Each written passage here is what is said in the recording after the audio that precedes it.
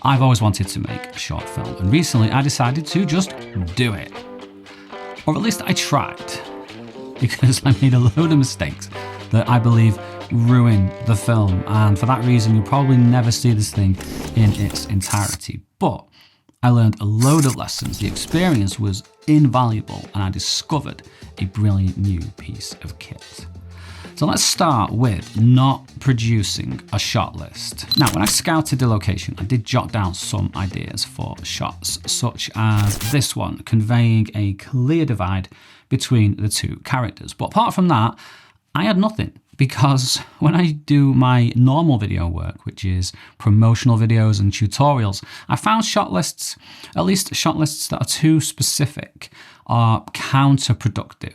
But for my short film, not having a shot list, I found it led to a lot of wasted time actually trying to work out how to shoot things, which is quite important. And it was really hard to keep track of where I was up to, where the characters were supposed to be, what shots had been captured, and what we needed to film to tell the story. And this ties into mistake number 2, which is a lack of continuity. For example, in this shot, the character of Alex enters the scene and she walks past the camera towards this shelter at an angle and stops to confront the character of Emma. But in that divide shot, she walks up to the shelter at a completely different angle. And this egregious continuity error was caused by a lack of planning and working out not only the composition, but the blocking of the scenes on the fly as I'm shooting. But this is so bad, I don't know how I didn't pick up on it while I was actually shooting. And I don't want to cut this shot earlier because there's nothing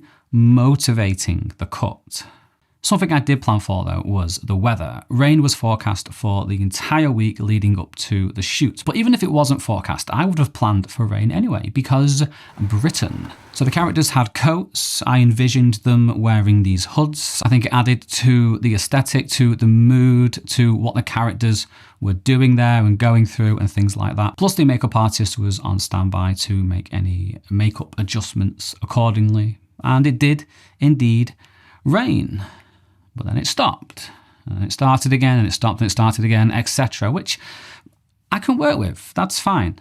But what I couldn't work with was the changing lighting conditions, because every time it stopped raining, the sun would come out, and when it started raining, it would get a lot darker, which led to, honestly, quite amusing continuity errors. Imagine cutting from this to this.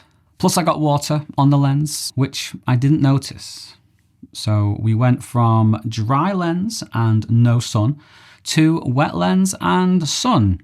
And I noticed the extra blooming of the highlights. I just put it down to my black mist filter. But obviously, when you convert from log to Rec 709, this is what is revealed.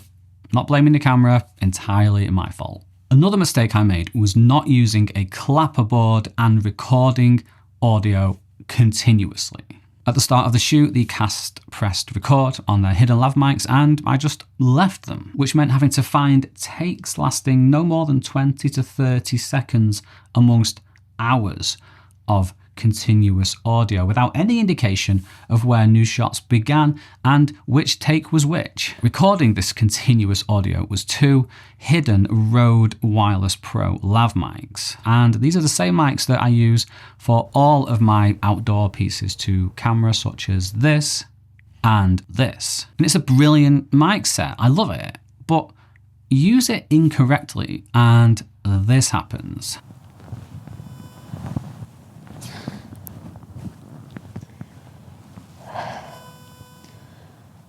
And I could hear that in my headphones while I was recording, but I didn't do anything about it because I thought it was just an issue with the wireless signal going from the mics themselves on the cast to the receiver on my camera. And I never used that audio track because it's 24-bit and I have the mics recording 32-bit flow internally. So I just cracked on, but the interference was on those internal 32-bit tracks as well. And I've been using these mics for nearly a year on loads of videos, and I should have known about this. I should have checked. But my sound wasn't completely ruined because I had a new toy with me, of which I'm very thankful. But more on that in a minute. Now though, I want to talk about the casting, because this is something that I think I got very, very right. I was extremely happy with Heather, who played Alex, and Asia, who played Emma. Plus, they had makeup done professionally by Lynn. Both characters are very desperate. They're at rock bottom in this, and Lynn's makeup on top of the ladies' wonderful performances really sold that. Stand by and action. I've got something for you.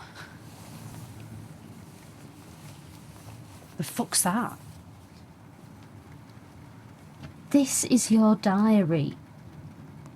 Oh, really? A mystical future diary. Well, add this to it for me.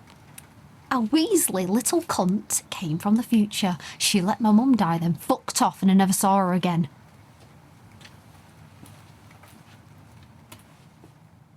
And one of the problems I had while filming was that I would get drawn into the performances too much, and I would neglect my other duties and forget what I was supposed to be doing, like, you know, cinematography, quite important, and saying cut. And speaking of the cinematography, I actually really like some of these shots. These are shots that I came up with on the day, in the moment, with everyone waiting for me to tell them what they were doing next, which, as we've been through, wasn't the best idea, but I love the pressure and I thrive under the challenge. And the natural light was enough for the most part, but some shots could have used a bit extra. Like here, I would have loved some focused strips of light coming through the gaps in the wood. And here, when the sun went in, extra light could have prevented or at least mitigated this continuity situation. But I'll look at that next time when I'm a lot more organized. But no matter how good the shots look or how captivating the acting is, if the sound is poor, then the whole thing just becomes unwatchable. And here, as you've seen and heard, if I'd have just used the Rode Wireless Pro lav mics, I would have been screwed completely. But thankfully, I'd also decided to use a super cardioid shotgun microphone for the first time. The one I used was the Comica VM40, and I'd never used it or any super cardioid shotgun mic before. So I bought a boom pole from Rode, ironically, and that was it. I was good to go because the VM40 is wireless. I just screwed it to the pole, attached the dead cat that came with it, and boomed it over the cast. And the VM40 has enough internal storage space to record 40 hours worth of 32-bit flow audio. So I didn't need an additional recorder, and I could start recording from the receiver that came with it or from the Comica app, which is actually what I'm doing right now as well.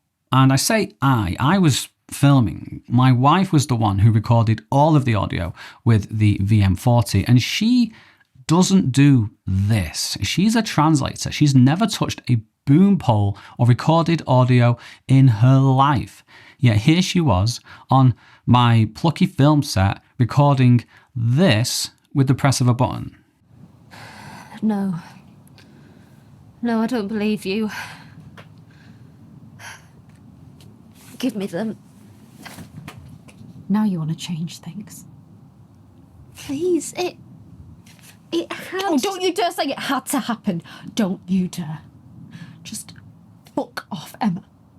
Just fuck all the way off to whenever the fuck you're from.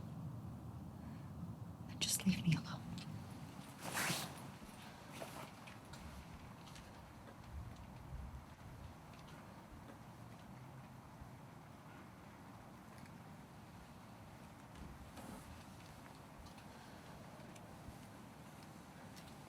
I think it sounds brilliant. And because it records 32-bit flow, I just set the gain to 10 and just left it all day. And I didn't even think about it when Heather went from a shout to a whisper within the same take. And I also loved not having to worry about rustling clothing and muffling from thick winter layers. It's not supposed to be used in the rain, but we used it in the rain and it was fine. It was switched on for almost 6 hours, and in that time it recorded 2 hours and 51 minutes worth of 32-bit flow audio. And after the shoot, apparently the battery life was down from 10 hours to 2 hours and 20 minutes. So you'll probably get close to the advertised 10-hour wireless battery life. So I'll definitely be using the VM40 for my next short film, but until then it will live above my desk recording YouTube videos like this one. And if you're curious about any of the other gear that I used, I shot the entire thing on my Sony a7 IV, which is this camera, the Tamron 28-75 f2.8. I used a black mist filter from Calumet. I used a K&F VND as well, plus my DJI RS3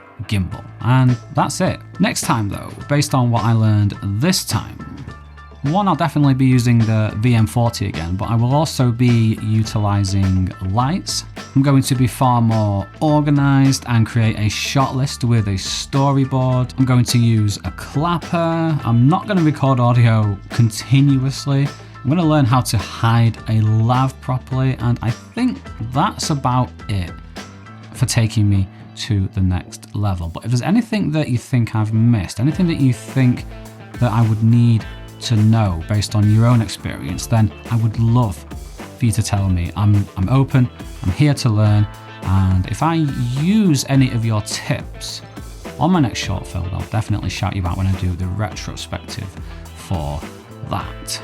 In the meantime, thank you so much for watching, and I'll see you in the next one. Aussie Buena.